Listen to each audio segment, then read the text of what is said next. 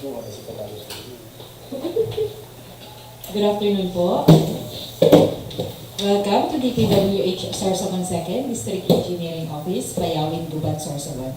Scheduled for today's pre-bid conference is one project only, INFRA 24FS0122, construction of Sorsogon 2nd District Hospital, Phase 3, Irosin, Sorsogon. So today is March 14, 2025, and present here are the following. Dave B. Almelia, Back Vice Chairman, Joanny C. Calagos, Back Member, Chloe F. Valeros, Back Member, Jessalo R. Almelia, Head TWG, Christian E. Austria, IT Representative, Abigail E. Ineria, Procurement Representative, Abby Rodriguez, Planning Representative. Mr. Chair, meron na po tayong Vice Chair, meron na po tayong quorum, and wala po tayong representative from contractor. Good afternoon po. Since a quorum was declared as Vice Chair of the BAC, this pre-bid conference is now called to order. Our agenda for today's pre-bid conference is as follows. Basic contract data, guidelines in submission of bids, requirements of bidding documents, eligibility criteria, documents to be submitted by the bidder, criteria and procedures for eligibility check, preliminary examination of bids, detailed evaluation of bids, post-qualification and award. Questions, comments from bidders, and replies of BAC and other representatives of procurement. Summary of proceedings, including bid bulletins to be issued, and other matters. To discuss to us the basic contract data is Engineer Abby Rodriguez. For contract ID number 24FL0122, contract name, construction of Sorsogon 2nd District Hospital, Phase 3, Irosin, Sorsogon, located at Barangay Buenavista, Irosin, Sorsogon. The approved budget for the contract is 144,750,000 pesos. Brief description, structural works for construction of Sorsogon 2nd District Hospital. Source of fund, FY 2024 to GAA. Contract duration, 210 calendar days. Cost of bidding documents, 50,000 pesos. Submission of bids scheduled on March 27, 2025 until 10 o'clock a.m. Opening of bids, 10 o'clock a.m. of March 27, 2025, immediately after closing receipt of bids. The major category of work, the code is BICWPLCBP. Here is the sample of bill of quantities and bidding sheets. All of these are downloadable from DPWH website or PhilJobs website.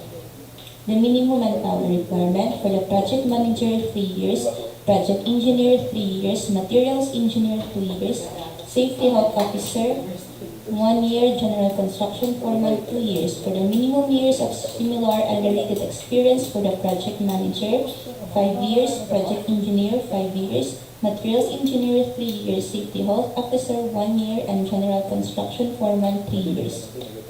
The minimum equipment requirement for dump truck all models 2 units, payloader 1 unit, bulldozer 1 unit, backhoe 1 unit, plate compactor 1 unit, concrete vibrator 2 units, bar cutter 1 unit, bore bender 1 unit, 1 bagger mixer 2 units, welding machine 2 units, truck mounted crane 1 unit, diesel hammer 1 unit, cutting outfit 1 unit, jackhammer 1 unit, and air compressor 1 unit.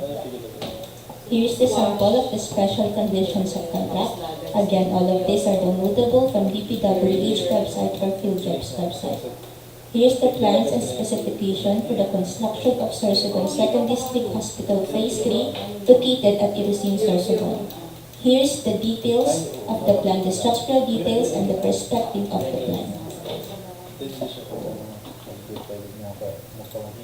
Submission and receipt of bids. Bids should be submitted to the BAC on the date, time, and either at its physical address or through online submission specified in the instruction to bidders, through its bidders' duly authorized representative in a 2-envelope system, where the eligibility and technical requirements are enclosed in one envelope and the financial requirements in another envelope. Eligibility and technical envelope and financial envelope shall then be enclosed in one single envelope.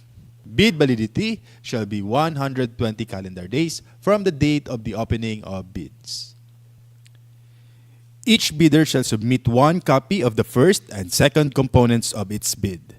The procuring entity may request additional hard copies or electronic copies of the bid. However, failure of the bidders to comply with the said request shall not be a ground for disqualification. The procuring entity allows the submission of bids through online submission or any other electronic means. The bidder shall submit an electronic copy of its bid, which must be digitally signed. An electronic copy that cannot be opened or is corrupted shall be considered non-responsive and thus automatically disqualified. Each envelope shall contain the name of the contract to be bid, name and address of the bidder, recipient back, procuring entity, and the markings do not open before the date, time of the opening of bids. The procuring entity requires additional copies of the technical and financial documents. Each copy of the document shall also be enclosed in a separate envelopes marked as Copy 1 Technical Documents and Copy 1 Financial Documents. Both envelopes shall be enclosed in a single envelope marked Copy 1 Bid. Each envelope shall contain the name of the contract to be bid, name and address of the bidder, the recipient back, procuring entity, and the markings do not open before the date, time of the opening of bids. Unsealed or unmarked bid envelopes, or in case of electronic bid submission, not in compressed archive folders and are not password protected, are rejected. Improperly sealed and marked bid envelopes or not properly compressed and password protected will be accepted, provided that a bidder or its duly authorized representative shall acknowledge such condition of the bid as submitted.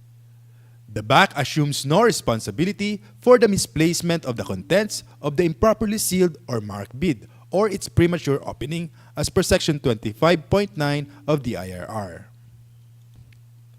Electronic submission and receipt of bids. Meron po tayong two modes of submission of bid, either manual submission of bid or electronic submission of bid. A bidder may opt only one mode lang po sa pag-submit ng bid. For manual submission of bid, yan po ay sa BAC Secretariat Office, DPWH Sorsogon, 2nd DO, Barangay Payawin, Gubat, Sorsogon. For electronic submission of bids, yan po ay sa electronicbids_sorsogon2 at dpwh.gov.ph. Guidelines through electronic means. Use a two-factor security procedure consisting of an archive format compression and password protection to ensure security, integrity, and confidentiality of the bids submitted. Allows access to a password-protected bidding documents on opening date and time. The passwords for accessing the file will be disclosed by the bidders only during the actual bid opening, which may be done in person or face-to-face through video conferencing, webcasting, or similar technology. Capable of generating an audit trail of transactions to ensure security, integrity, and authenticity of bid submissions.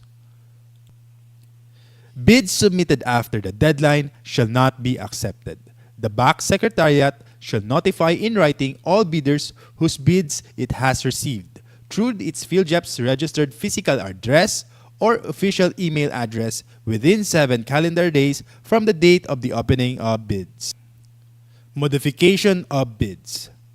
Bid modifications must be submitted before the deadline of submission of bids. The bidder shall not be allowed to retrieve its original bid. However, the bidder may submit new bid equally sealed, properly identified, linked to its original bid, and marked as a modification.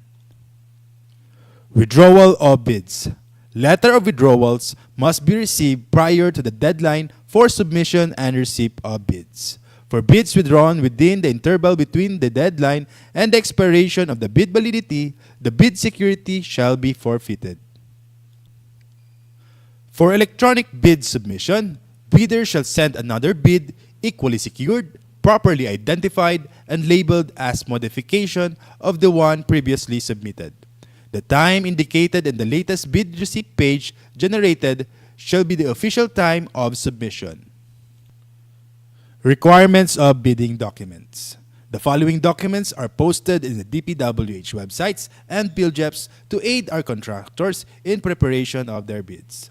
The following documents are invitation to bidders, instruction to bidders, general conditions of contract, special conditions of contract, bid datasheet, drawings, bill of quantities, and sampled forms. Eligibility criteria.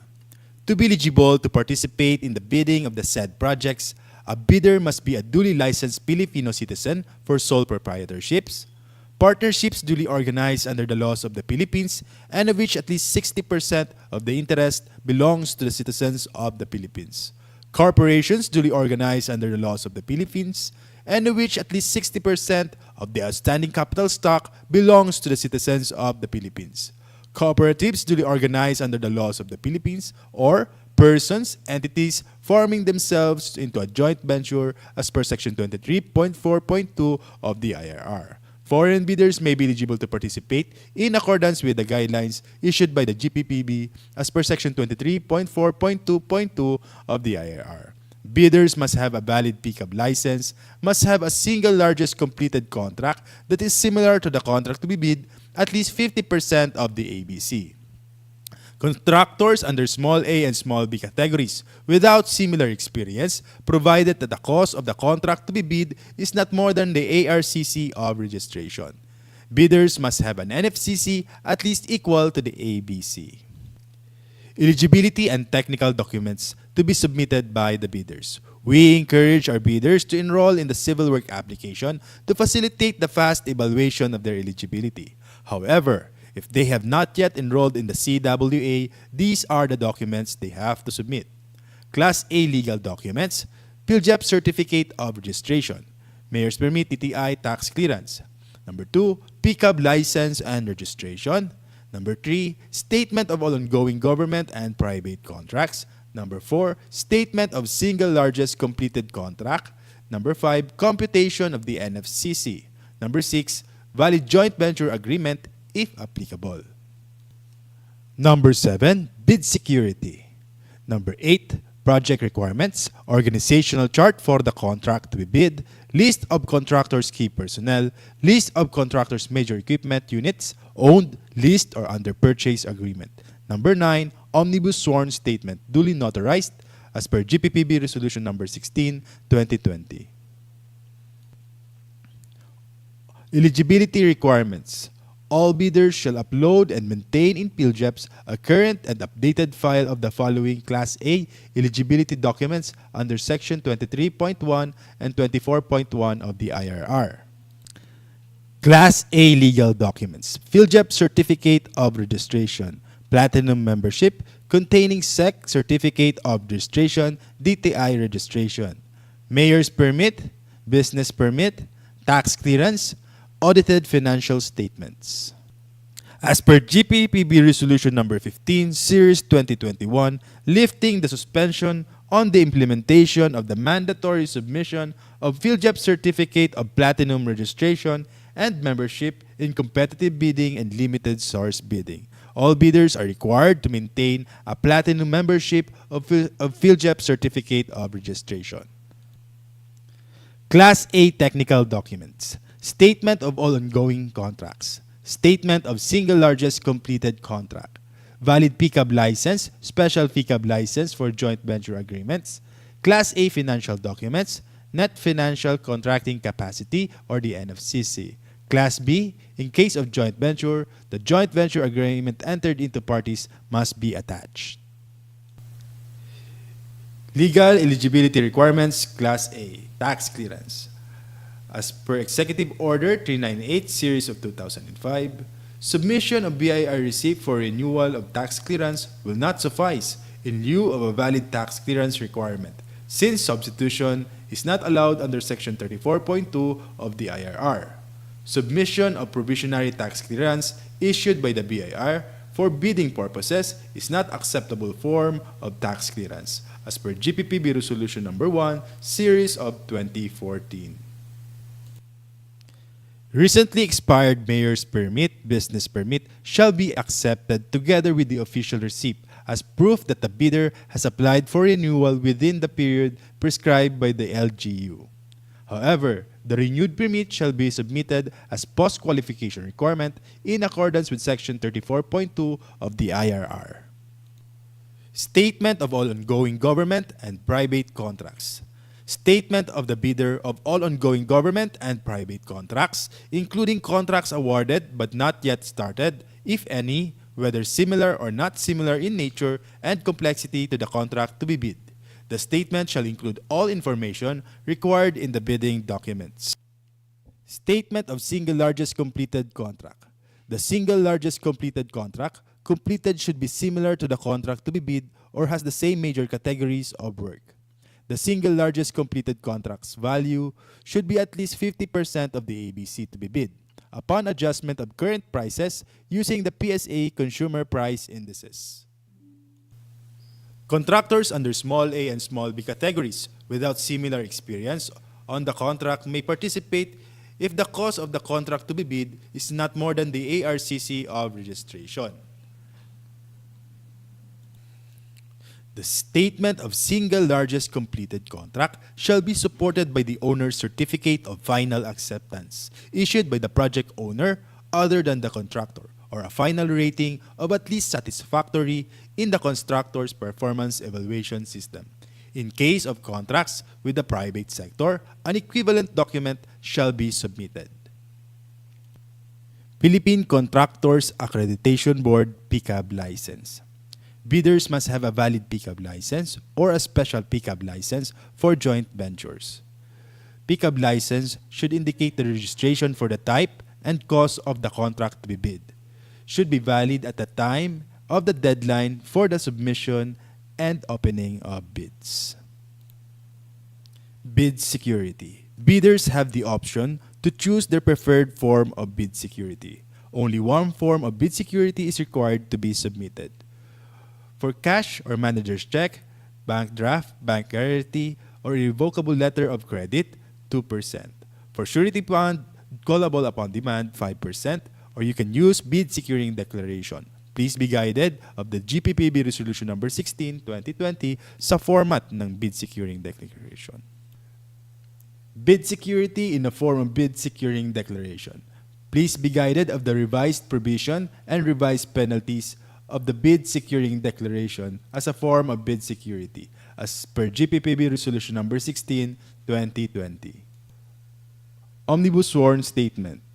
Revised Omnibus Sworn Statement as per GPPB Resolution Number 16 should include the following clauses. Any omission of the said clauses shall be grounds for disqualifications. The clauses should include the non-inclusion in the blacklist, authenticity of documents, verification authority, signatories authority, disclosure of relations, responsibilities of bidders, labor laws and standards, non-payment any commission, amount, fee, or any form of consideration in relation to any procurement project or activity. In case of advance payment was made or given, failure to perform or deliver any of the obligations and undertakings in the contract shall be sufficient grounds to constitute criminal liability.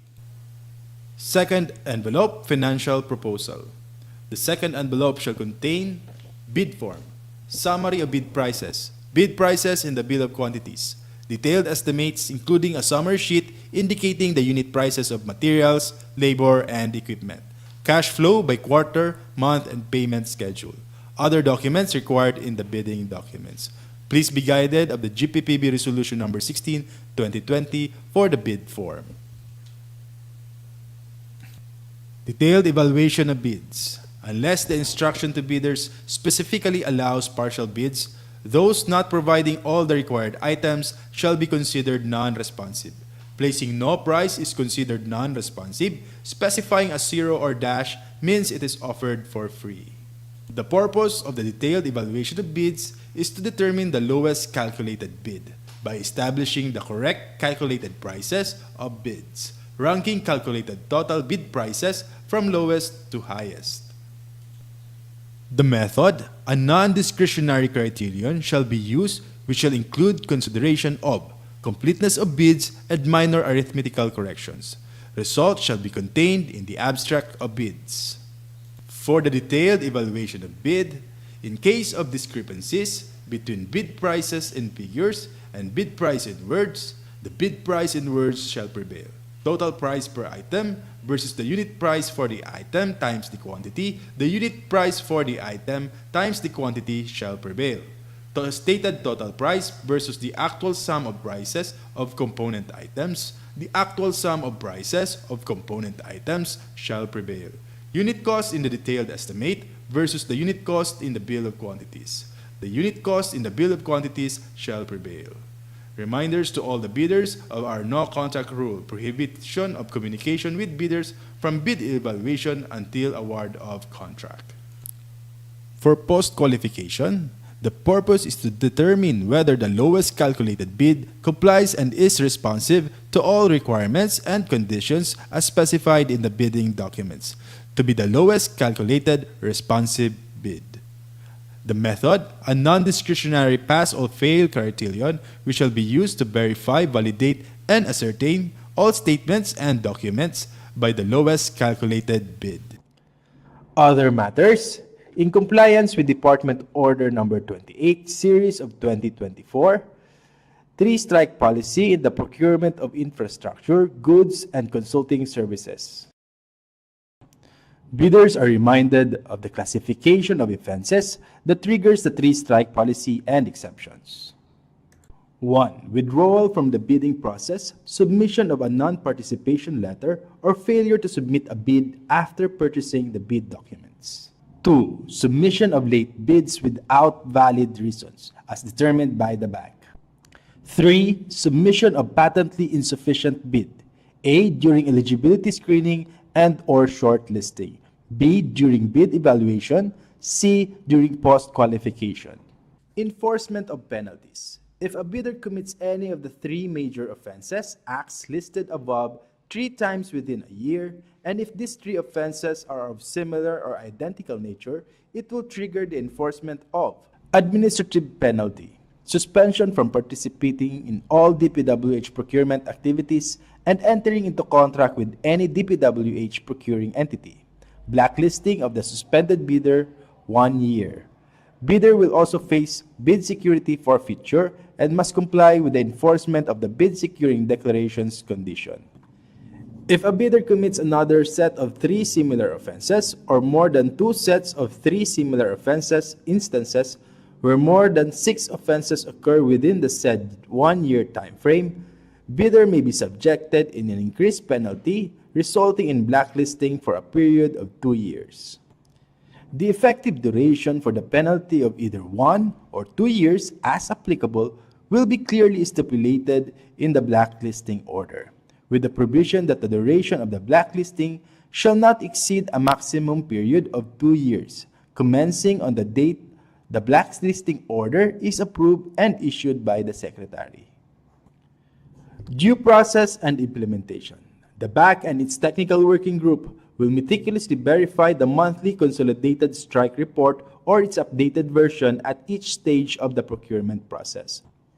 In line with the department's commitment to its quality objective of providing quality, safe, and environment-friendly public infrastructure facilities aimed at improving the life of every Filipino, Department Order 110 Series 2024, implementation of the ISO 9001-2015 certification requirement for large A, medium B, and medium A contractors in the procurement of infrastructure projects of the department is in effect. Bidders classified under pickup size range for large A with ARCC more than 300 million but less than 450 million, the effectivity of the said requirement will be on January 1, 2025. For medium B, more than 150 million but less than 300 million, the effectivity will be on July 1, 2025. And for medium A, with more than 30 million but less than 150 million, the effectivity will be on January 1, 2026. Department Order 118 Series of 2024. Guidelines on the accreditation and assignment of contractors and consultants project engineers. Assigning only qualified and competent project engineers of the contractors and consultants in the implementation of DPWH projects shall be observed. Bidders are reminded of the following classification and limits of assignment. Project Engineer 2, 10 contracts located within the same province for simultaneous assignment each costing more than 150M. Project Engineer 1, 11 contracts located within the same province for simultaneous assignment, each costing 100M to 150M. Provisional Project Engineer, 10 contracts located within the same province, simultaneous assignment, each costing less than 100M. Guidelines on the implementation of early procurement activities, EPA. Prospective bidders and all concerned are informed that this procurement project is undertaken through early procurement activities, EPA, pursuant to Appendix 31, Guidelines on the Implementation of Early Procurement Activities of the 2016 Revised Implementing Rules and Regulation of RA 9184, updated as of January 15, 2024, and GPPB Circular Number 6, 2019. Due process and implementation. This shall include, but not limited to, the rules and procedure of EPA, fixed price rule in procurement, extension of bid validity and security, validity of eligibility requirements prior to the award of contract, conditions of award, and date of earliest delivery. Any question po, comments sa ating mga ano? Wala. This pre-bid conference is now